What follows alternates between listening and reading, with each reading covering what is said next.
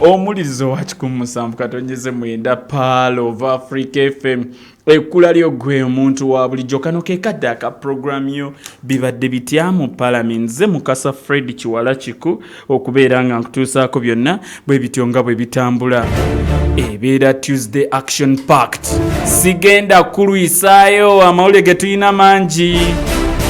Ekyokubabuuza kya mpisa bannange mwasiibye mutya Mungu akyabakuumye mwebale kubeera nga ate mukazana nsaba Mungu ateeke ebbaraka mu byonna bye mukola buli omu amuwe ekyasinga okwagala ebiruubirirwa byammwe musobole obituukiriza ate abakosefu nsaba abasaasire era abasuuse abafunye ebirungi munnanga abaweemu obulungi bwereere mu ebyate byabawadde kubanga wakitiibwa Allah wakisa ate mugabi.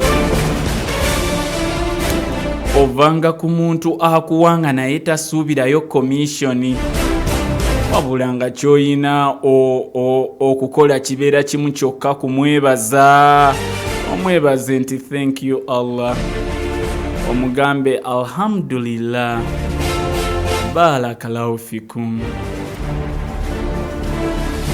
osiime kyentegeeza ate nga bw'olaga nti osiimye wattu abeera ajja kwongera ate weeyongera okufuna nga naye kyokola ekikyo kusaba nakwebaza kusaba nakwebaza omuntu oyo oli musangawa nga tajja kuga naye naawe nkuwadde nnyo era okyasaba nge buli bookeera saba ye Mukama Katonda waffe ajja kuwa ate tajja kkowa kuba emikono gye tegikoowa gaba ate amatu ge tegakoowa kuwuliriza kusaba ko ate mu ngeri y'emu tayina wakuteeka gwe wuwe kubanga ye yakutonda gw'olina kukola kimu musinze mutendereze saba ky'oyagala ky'omusabye akiteekese mu nkola ng'osituse n'okola n'emikono gyo n'obwongo bwo n'omubiri gwo ne gwetabamu n'akuteera baraka mu ekyo ky'okola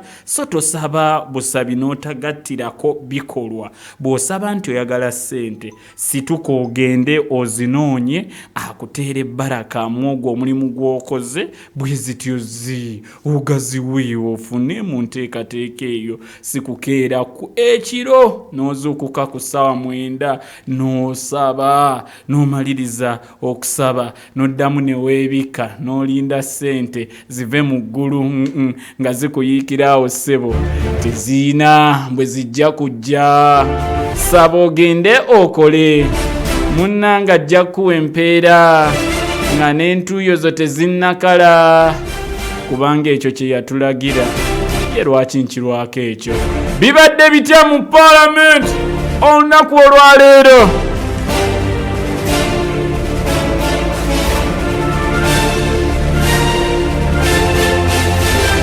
Speaker wa Parliament Anita Among Anet avuddeyo n'akawaŋŋamula temugenda kweyingiza mu kulaba nsonga zikwata ku misaala gyaffe n'emisaala egy'abakozi aba Parliament temugenda kubeera nga mugimanya.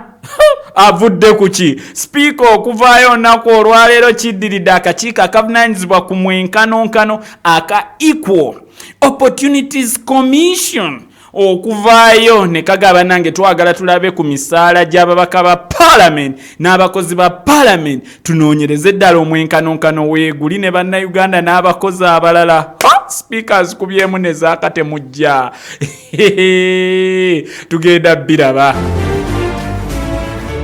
Chief Justice Ssaabalamuzi w'eggwanga ye gwe ayimiridde mu kkubo ery'okuyimiriza kkooti y'amagye okukozesa abantu mu kkooti ey'amagye. Bibadde bigambo bya Pulezidenti w'ekibiina ekya National Unity Platform His Excellency Robert Kyagulanyi Ssentamu Mitembo bw'abadde ku lunaku olw'okujaguza abaliko obulemu mu ggwanga lyonna erya Uganda nga ne mu Uganda waneene ate ne gavumenti nayo emikolo gino egitegese. Kati Robert Kyagulanyi Ssentamu avuddeyo tugenda kuba tubiraba ebyo ate ebyo nga bikyali awo ate ye omu ku bannamateeka Salongerias Lukwago owa Lukwago ni Company Advocates naye olowooza ate tebalumbye ya afisi ya Chief Justice Owinyi Dolo ku nsonga ezikwataganira ddala kukuma munnamateeka ate Martha Karuwa practicing certificate okoza emisango wano kubanga ono abadde ayina okubeera mu musango oguvunaanibwa ate retired Colonel Dr. Kiza Besigye Warren Smith kifeefe kakati mu nteekateeka eyo byonna munnange bibaddewo era naawe nawo tugenda kutunuulirawo ku nteekateeka eyo. Ate ebyokubba ssente mu banka ya Uganda enkulu nabyo tebinaggwa, ababaka balina ebibuuzo bye beebuuzizza era Ministry of Nansibwa ku byensimbi n'abakungu ba Bank of Uganda n'ekitongole kye Nagambye ekya Financial Intelligence Authority baagala bijje binnyonnyole. Awo nawo tugenda kutunulawo. Ate Umaru Magala Registrar w'Ekawempe kyaddaaki munnange ateereddwa ku kakalu ka kooti kabukadde 10 ezitali zaabuliwo okuva mu court martial gy'amaze ebbanga. Awo nawo tugenda kulaba ensonga za court martial nazo tugenda ziraba. Tugenda kuyingira mu mateeka, tuyingire mu buwaayiro, tuyingire mu nteekateeka ezo tulabe kiki ekiyimiridde mu nteekateeka eyo. Lwaki ekkooti y'amagye ate efuuliddwa okubeera nga ate munnange eringanga kooti zina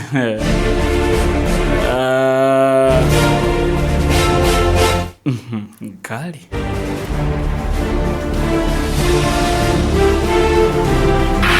abaana n'abazzukulu mwenna Pal FM in an age of advanced technology. Kikumusa mukatonyeze mwenda ekkula ly'omuntu wa bulijjo.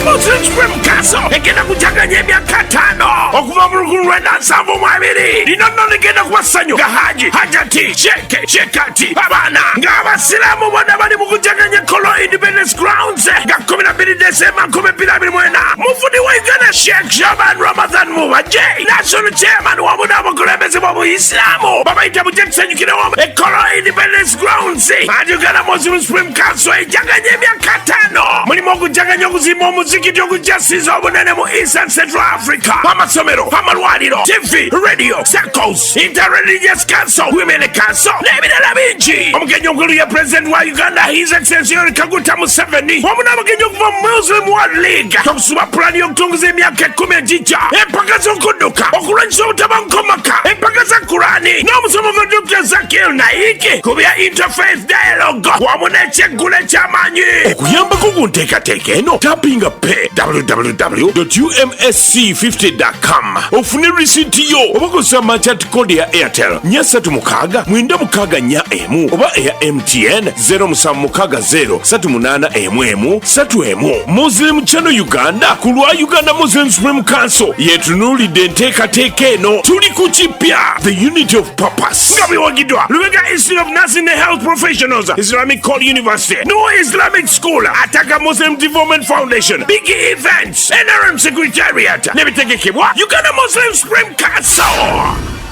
Uganda Halal Bureau kyekitongole ekyekebejja wamu n'okwekenneenya omutindo gw'ebyamaguzi n'ebintu byonna ebikwatagana n'obulamu bwa bulijjo. Kati buli lwokusatu tusubwa nga aba Uganda Halal Bureau mu programu mpulidde kumenya okuva ku ssaawa 9 nga bakuyigiriza wamu n'okukusomesa byonna ebikwatagana ku busobozi n'okukozesa ebintu ebiri halaali ne butya bw'oyinza okuwandiisa bizinesi yo n'efuna certificate ya Uganda Halal Bureau.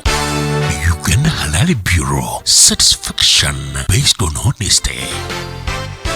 MTN Voice Bundles ziri bei dondolo okukubira emikutu kyonna mu Uganda. Funa eddakiika 25 ku nnusu 10 zokka. Okuzigula nyiga *1 olonde daily bundle oba kozesa My MTN app oyogere ku bei dondolo ne MTN kubanga bwe twogerera awamu tewali kitulema. MTN enkola n'obukwakulizo bigobererwa. MTN erungamizibwa Uganda Communications Commission. Kati numirwa ebyafaayo by'obulamu ne Mega Blast Citrus. okudduzawo olunaku lwo n'amaanyi gonna. Kati kino kiseera kito eky'okunyumirwa obulamu bwo paka ku kyenkomeredde ne ka Mega Blaster akapya okweweweeza, okufuna vibe wamu n'okukyusa ebikadde okubifuula ebifaananyi ebyayita.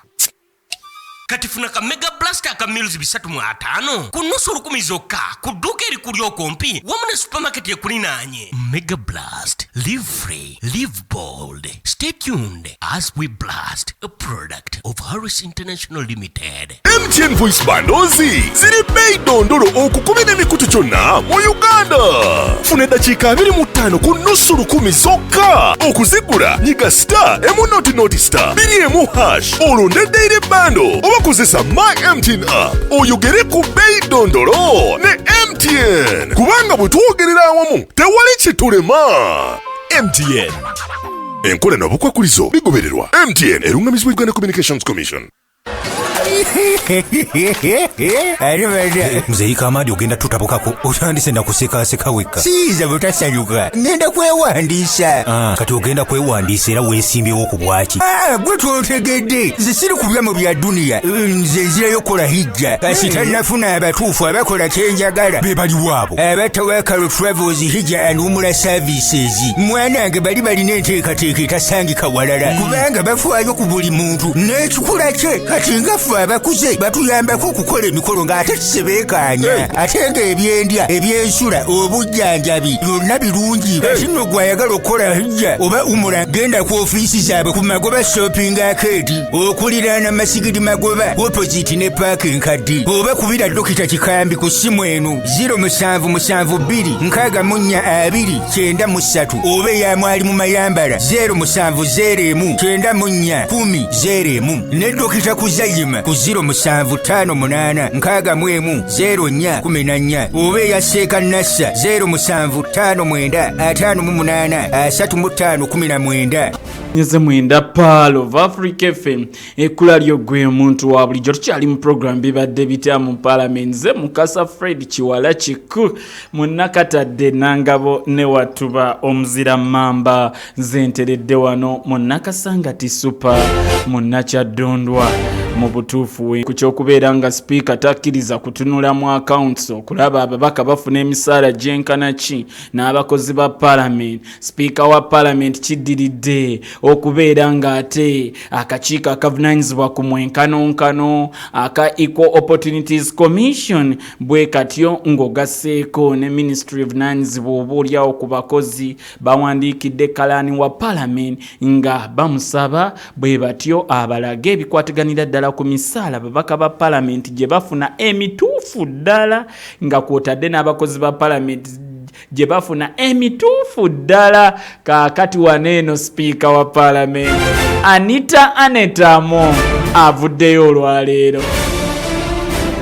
Speaker Anita Among agambye ti mu butuufu lwaki enteekateeka zino zigenda maaso era kino nkigaanidde ddala ab'akakiiko akavunaanyizibwa ku mwenkanonkano ne Ministry evunaanyizibwa ku nsonga z'abakozi mu biviireko ddala ebikwatagana n'okumanya emisaala gye tuwa ababaka ba parliament ne ba staff aba parliament kubanga parliament kitongole ekyetongodde era bw'atyo speaker n'asaba Attorney General okujjukiza ebitongole bino okuli ekivunaanyizibwa ku mwenkanonkano n'ekivunaanyizibwa oboolyawo ku bakozi nti baviire ddala ku payroll y'ababaka ba parliament n'abakozi ba parliament kubanga abakozi ba parliament n'ababaka ba parliament si bakozi ba government. Eno sabasaba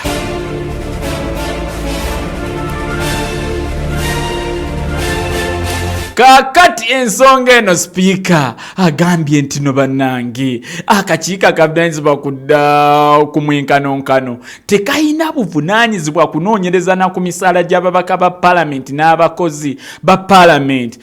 Tunuulira akawaayiro ak'ekinaana aka ssemateeka article 85 akoogera ku misaala gy'ababaka aba parliament egyo gyeyogerera ti parliament yegyesalirawo. Kaakati n'olwekyo akakiiko akavunaanyizibwa ku mwenkanonkano kabiyingiriramu wa emisaala era katandika ddi era kakomawo kutandika oginoonyerezaako. Bino si bye bayina okukola. Let me quote. I also got information from my clerk Adolf Mwesige, where Equal Opportunities Commission and Public Service have written to the clerk that they want a report on how much each member of parliament gets, how much the staffs of parliament get. Era nafunye amawulire okuva wakalani wa parliament Adolf Mwesige nti akakiiko akavunaanyizibwa ku mwenkanonkano n'ekitongole ekivunaanyizibwa ku bakozi oba ministry evunaanyizibwa ku bakozi nti bamuwandiikidde nga bamusaba ripooti ekwataganya ddala ku misaala gisasulibwa abaka ba parliament n'abakozi aba parliament era n'okumanya buli omu zaafuna. I think people are forgetting separation of power. Ndowooza abantu abamu beerabidde the doctrine of separation of power. Abantu beerabidde nti waliwo etteeka n'enkola eyawula emirimu oba eyawula buli kitongole ate nga buli kitongole kiyina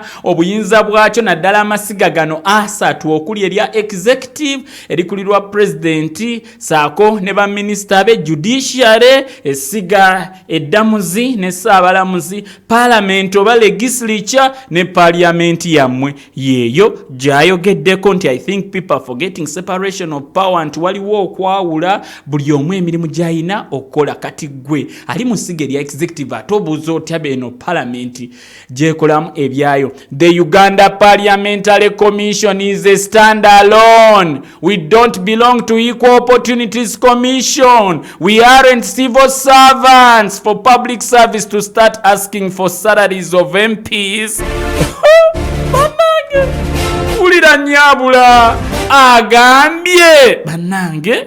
The Uganda Parliamentary Commission is a standalone. We don't belong to Equal Opportunities Commission. We aren't civil servants for public service to start asking for salaries of MPs. Nti akakiiko akakulembera parliament aka Parliamentary Commission. Omutula speaker, deputy speaker, Mathias Mpuga commissioner, Solomon Sirwanyi commissioner, omukyalo oli commissioner omulala oli owa Western Uganda kwe batuula okwo nti kakiiko akeetongodde era tekagwa wansi w'akakiiko akavunaanyizibwa ku mwenkanonkano era bo si bakozi aba gavumenti nti nno ne public service erina okubuuza ku misaala gyabwe. Waawulira sirika nkwongereyo. And it is high time, Attorney General, you told these people that we have our independence. We shouldn't be asked. Nti era Ssaabawolereza wa gavumenti kano ke kaseera otegeeza abantu bano nti ffe nga parliament twetongodde era tetulina kubuuzibwa ku mmeka ze tufuna.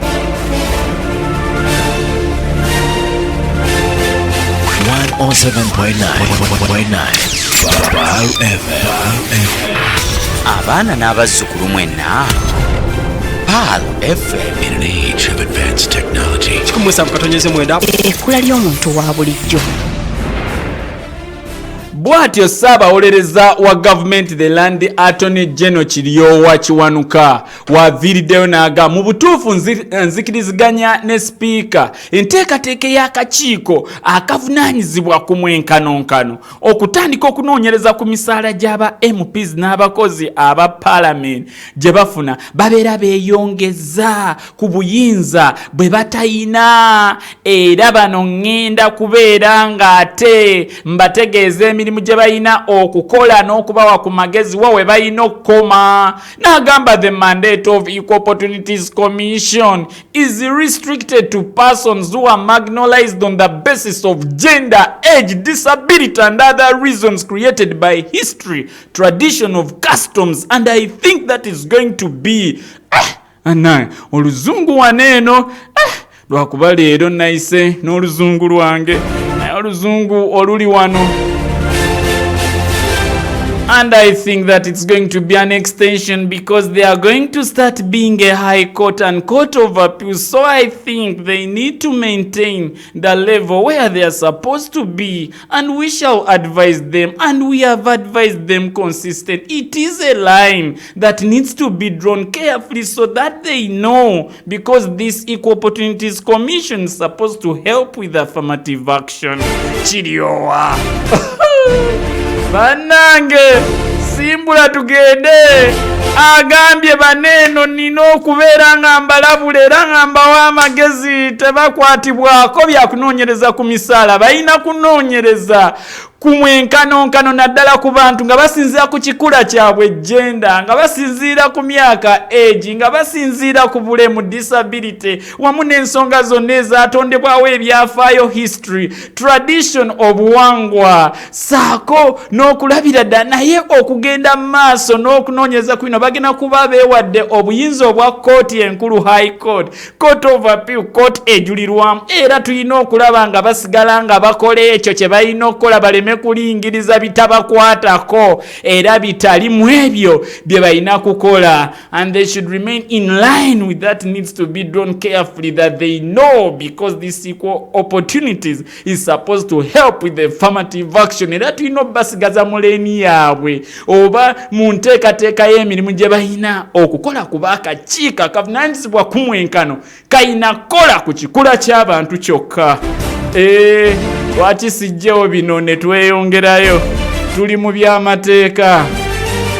Bwe tubeera mu mateeka, we need some English around.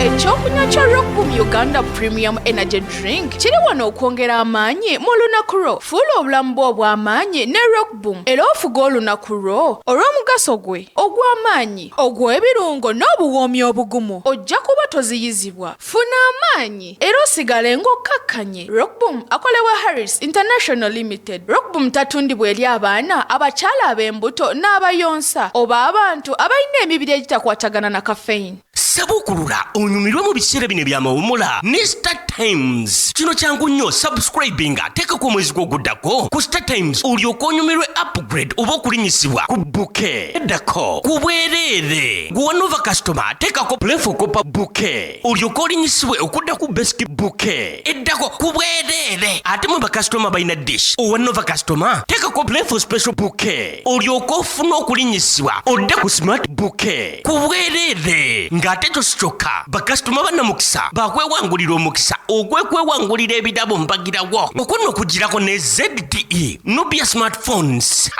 Kino kiyitirivu Star Times ekikoledde mu biseera bino eby'ebikujjuko. Wabulonyirira onneke wayambadde leero akankubye.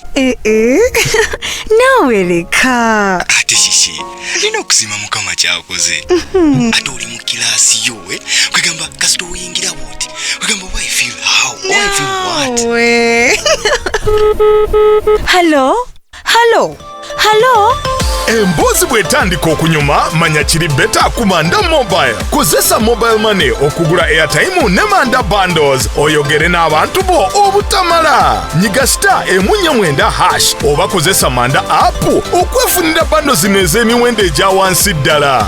Manda Mobile koleza ekolera wansi w'amateeka ga UCC. Grew up in Kawempe and lives at Watuba.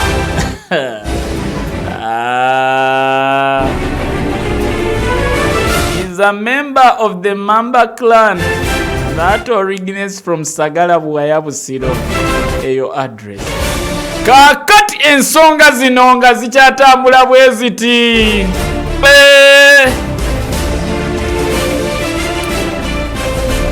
Kubanga bulijjo bwe wabeerawo batonga y'amateeka nga bakyuka nga bw'olaba kansa ez'enjawulo nga zigenda mu maaso.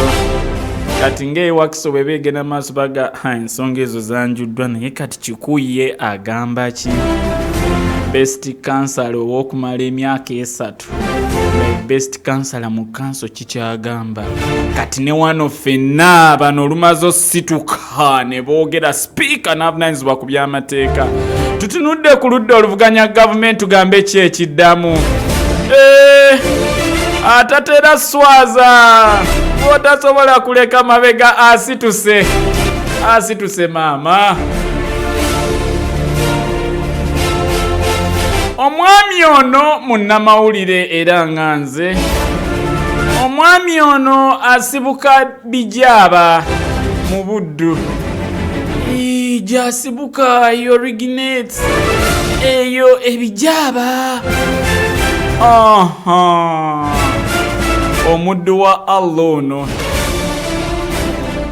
kyokka ate munnange n'awangalya mukola emirimu gye mu Kampala mu Kyaddondo naye ate n'afuuka omubaka wa palamenti gy'abeera mu Kira municipality Ssemujju Ibrahim Nganda asituse Munganda asituse bwatyo n'awakanya ebireeteddwa sipiika wa palamenti ne attorney general n'abategeeza temutuvuga akapaalo temutujja ku mulamwa mutulaga akawaayiro ka palamenti mwe musinzidde sebo the land attorney general tojja n'osoma busomi ekiwandiiko namutaayika we are discussing matters of law can you please quote the constitution nanzijukiza kanso Heron Chiza mukoti y'amagye olunaku olwajjo nadde ngoberera session yeeyo omukulu yazituse n'abagamba bannange ffe wano simanyi mmwe bwe mubikola wano mu court martial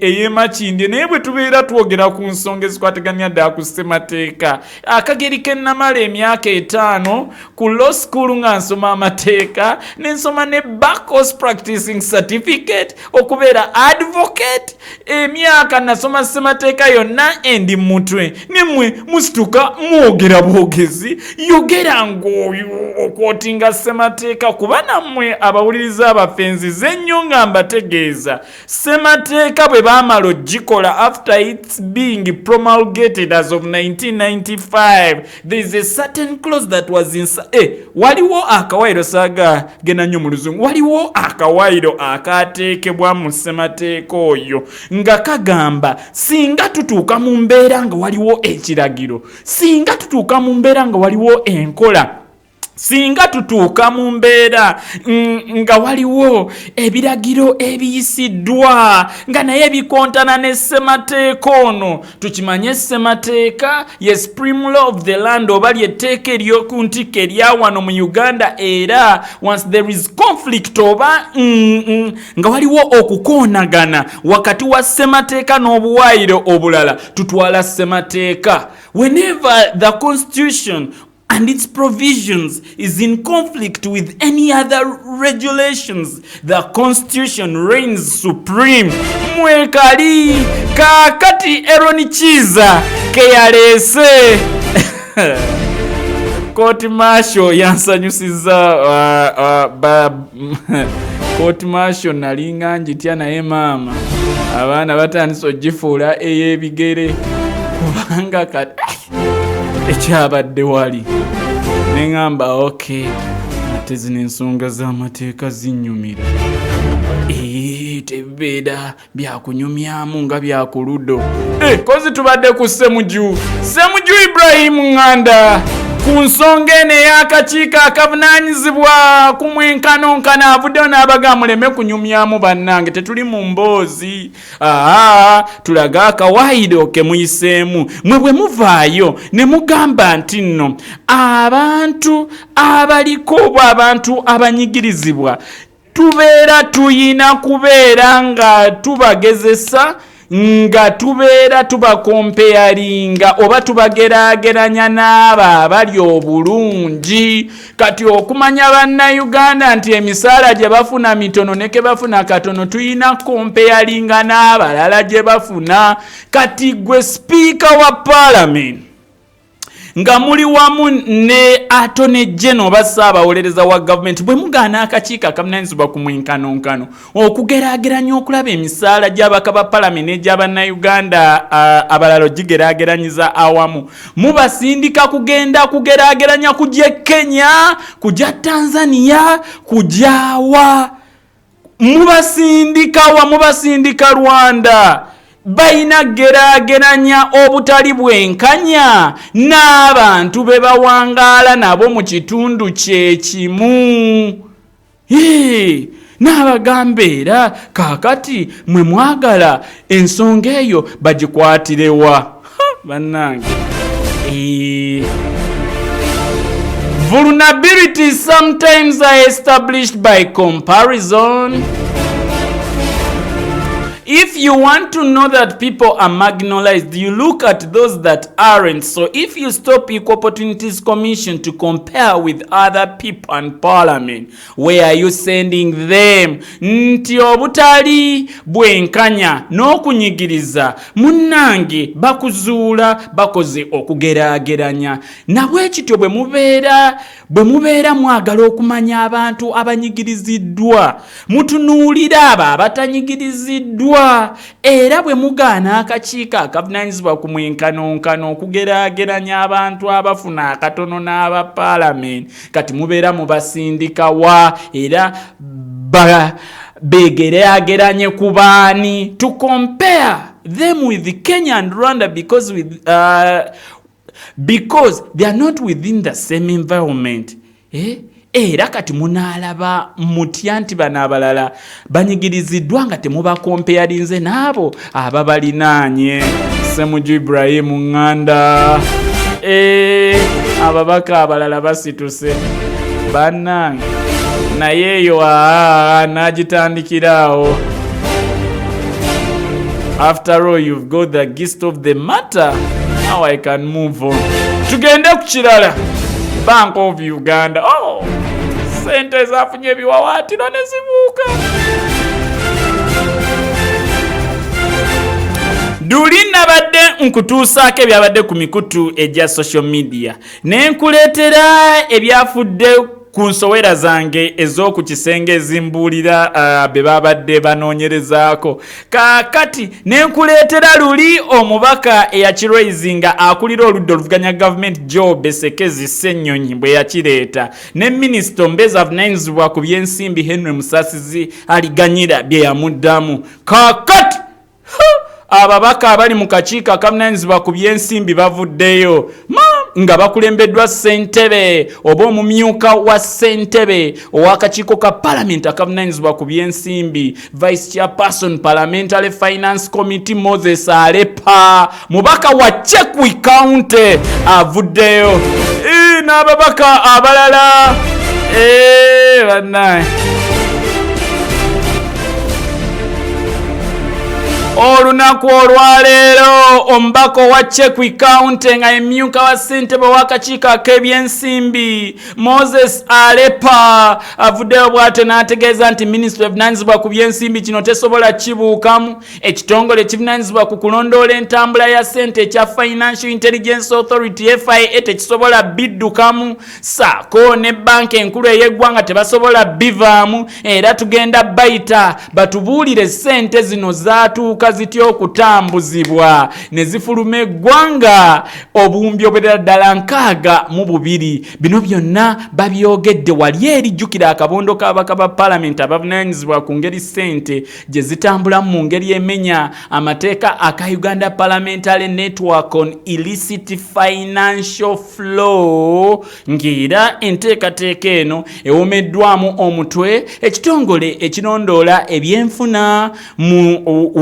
wano mu bitundu ebya ssemazinga wa Africa naddala ekitundu ekyobuvanjuba n'ekyamaserengeta. Ekitongole kino mutera kiyita CIATIN Uganda oba in full Southern and Eastern African Trade Information and Negotiation Institute era nga babadde munnange bagezaako okuyiga n'okutunuulira ensonga zino nga bwe zitambula. Bano nno babadde wamu munnange n'ekya Tax Justice Network Africa ng'era babadde wano ku Hotel Africana mu Kampala. Omubaka ono Moses Alepa waviriddeyo n'agamba mu butuufu tugenda okubeebuuzaako batuwe ansa kubanga naffe tukyewunya ssente zino zaabuuse zitya nga bwe ziyimba akayimba ka R. Kelly I believe I can fly. Ssente ne zibuuka ssente ne zitambula mu ngeri eyo yonna ne zeesanga ebweru w'eggwanga. N'agamba bannange kibeerawo kitya mu nsi eno fe abalina tekinologi fe abalina byonna walina okubeerawo abeetabye mu nsonga zino nga bali munda bye twagala okulaba kyabaddewo kitya. Sarah Opendi mubaka ow'ettororo jjukira ono yatuleetedde marriage and divorce bill erimu obuwaayiro njagisabu buli kyenkwatako mba njagala kisabuukulu yaleese marriage ngenda kutaganyulira obuwaayiro obuli mu eyo. Waliwo ne sexual offences bill waliwo ne sexual offences bill ngenda nayo gikuleetera eya Adeke Ani Ebaju mubaka w'Essoroti neeyo naye erimu ebikikinike ngenda kuleetera obuwaayiro obuli mu eyo. Zembadde ngenda okusabuukulira leero naye ne baleeta bino ne ŋŋamba enkoko ezaate nzijule obutiko. Ne ŋŋamba nedda sigenda kujjula butiko kansooke tukole kino eky'emisaala. Tunaakomawo kubeeyagala eya marriage and divorce oba tunaakomawo n'abaliisa maanyi eya sexual offences bill. 107.9 Munansonyiwa obutiko nkyabuterese nterese wali eri akantu kange nja kubasabuukulula ebyo kubanga tebinnagaga bikyaliwo fresh tukyabitunuulira. Katusooke tumalirize kino kakati nno munnange. Omubaka Sarah Opendi avuddeyo n'ategeeza bannange banka bwe zibeera tezisobola kuzuula ssente entuufu na ssente enkyamu omuntu agooyingewa. Imagine 5 biri eri ebyagu koza tuli ku bino nanti buli bwe ndaba miliyoni 5 ndowoozaamu 5 bino 5 kakati 5 bino byabadde mu banka eya Post Bank. Sijja kwogera kye mwagala kuwulira kakati nno munnange. Ono Sarah Opendi agamba bwe tubeera ng'osobola okugenda mu banka bulijjo kye tumanyi nti tosobola kufuna kicupuli ng'ogeze mu banka nga miliyoni 5 zavudde mu banka ate eya Uganda etaliina commercial bank ati ya busubuzi mu Post Bank.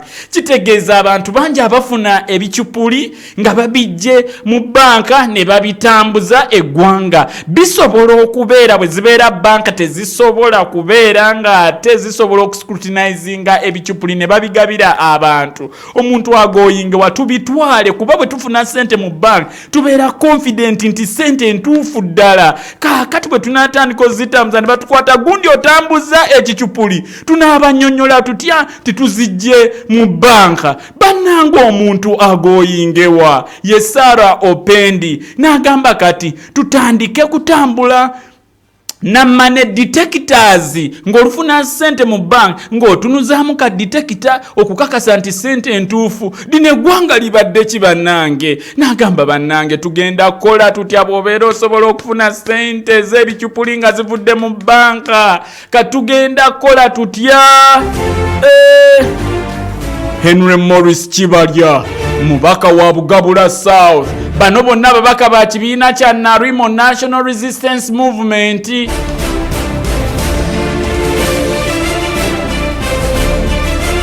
N'agamba nze temusobola kunnimba nti bino byonna byaguddewo nga si bakozi ba gavumenti be babirimu. Ssente zino zayitidde mu mateeka nga zitambula. Mutugamba mutya nti nno ssente zisobola okubuuka, money flying, money walking, money having legs, nga tewaliwo bakozi ba gavumenti zine zitaalese mubbi nti baapakidde mu bisawo. Henry Morris Kibalya agambye if Ugandan currency can disappear, what of the foreign reserves? Bwe zibeera zino ze tulabako ez'empapula zisobola okubula ate ziri eri ze tutereka z'otasobola kwatako foreign reserves zaffe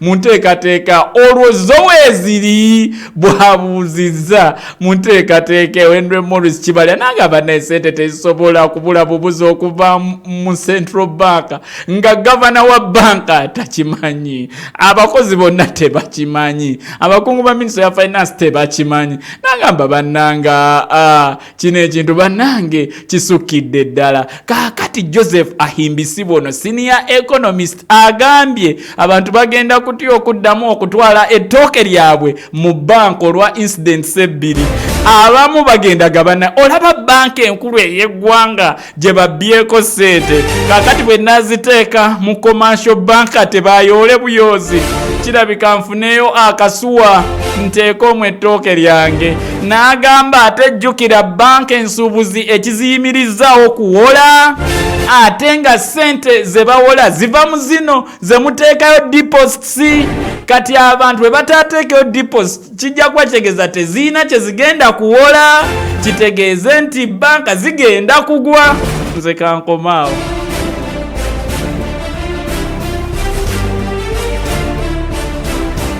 balooya b'abeesigye obudde buntwala singa banyongedde essaawa emu obudde buntwala balooya b'abeesigye ate saagala bikuyitira kulimanyana n'embikuyingirira munda mu byenda embeddwa Ssalongo Erias Lukwago bagenze okusinkana Chief Justice Alphonse Winyi-Dollo Ssaabalamuzi ababuulire ku nsalawo eyakolebwa ku musango gwa Michael Kabaziguruka bwe kkooti etaputa ssemateeka bwe yasala nti nno abantu aba bulijjo tebalina kukozesebwa mu kkooti ey'ekinnamagye wabula ssaabawolereza wa gavumenti n'ateekayo notice ey'okujulira era Ssaabalamuzi ng'ate yabeera akulira court ey'oku ntiko the Supreme Court oba mwe mutera giyita court ensukkulumu n'ayisa ekiragiro mu August wa 2021 ng'ayimiriza ebiragiro ebyali bikoleddwa Constitutional Court eby'okuyimiriza emisango gyonna egyali mu court ey'ekinnamagye n'obutaddamu kuteekayo mipya wabula Lukwago bw'agenzeeyo tamusisinkanye tabaddeeyo era bw'atyo n'ayogerako n'omu ku bayambi aba Chief Justice ku nsonga zino era n'amusuubiza ti ensonga zino agenda kuba ng'ate azituusayo ewa mukama we basinkanye Thaddeus tumwebaze Chief Justice Private Secretary mu nteekateeka eyo bannamawulire tebakkiriziddwa ku nsonga ezo jjukira abalamuzi abakooti ensukkulumu 7 balina okuliza omusango guno kuliko Chief Justice Owinyi-Dollo, Faith Mwonda, Pasi Night Tuhaise, Mike Chibita, Monica Mugenyi, Elizabeth Musoke ne Catherine Bamugemereire be balina okutuula mwena ate omusango guno baguwulirize mu ngeri y'emu.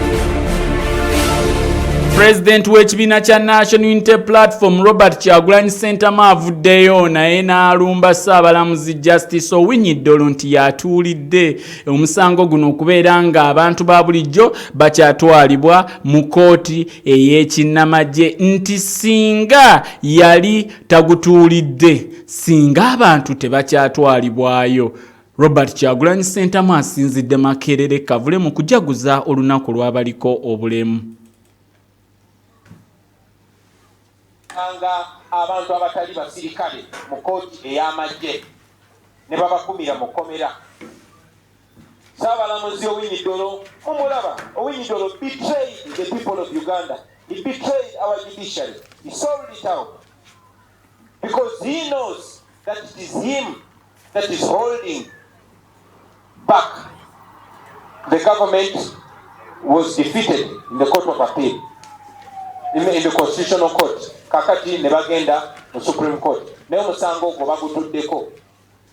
Ekkooti yasalawo nti abantu tebalina abatali bamagye tebalina kukozesebwa mu kkooti etali yamagye.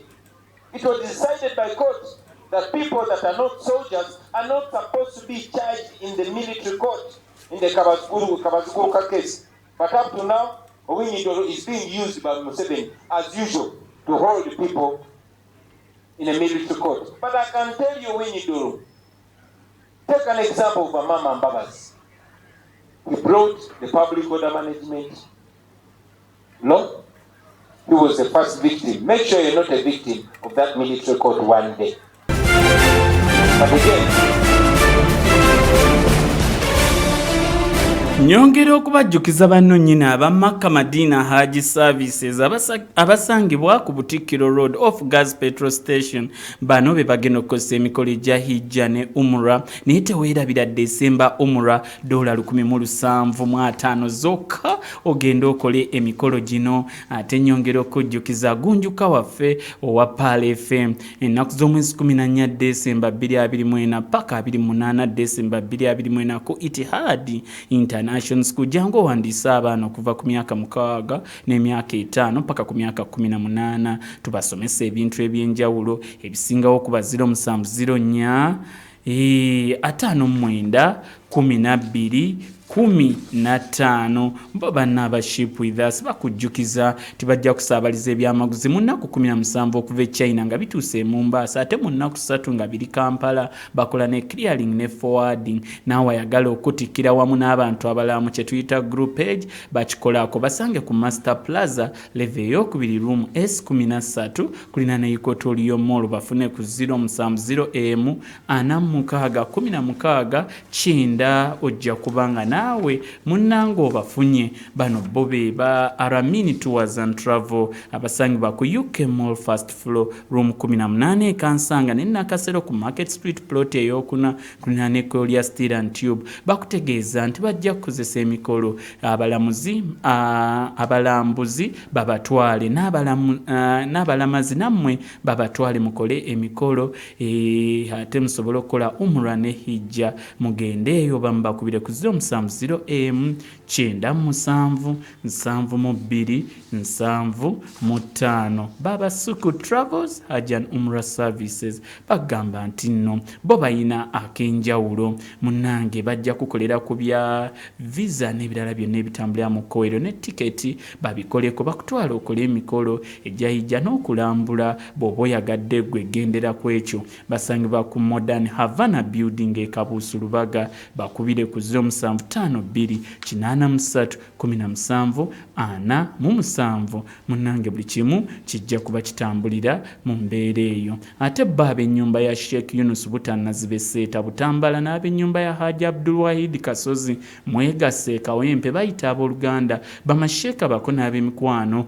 munzikiriza zonna okuba omudduwa ya Haji Abdul Wahid Kasozi mwegasinga 15 Desemba 2024 ku ssaawa 3 ez'okumakya ku makaage e Kawempe mu Kiyindi zone.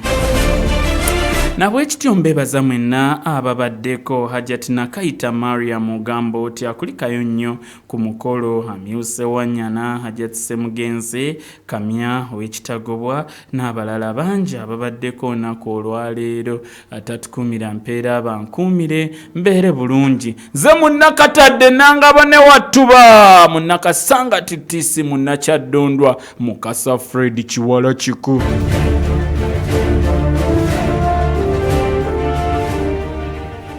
Hotel Africana ye hotel yokeyo mulembe mu ggwanga eri mu kibuga wakati tulina ebikosebwa byonna banquet, meeting facilities, conference halls wonoteeka enkiiko zo okusinziira ku bantu b'olina tutuuza enkuŋŋaana ezaakuno n'ez'ensi yonna ebisenge omuteekebwa embaga obubaga bedrooms ne workshops tulina swimming pools, gardens, sauna, aerobics, steam bath ne massage para. Business center yaffe erimu buli kimu ne forex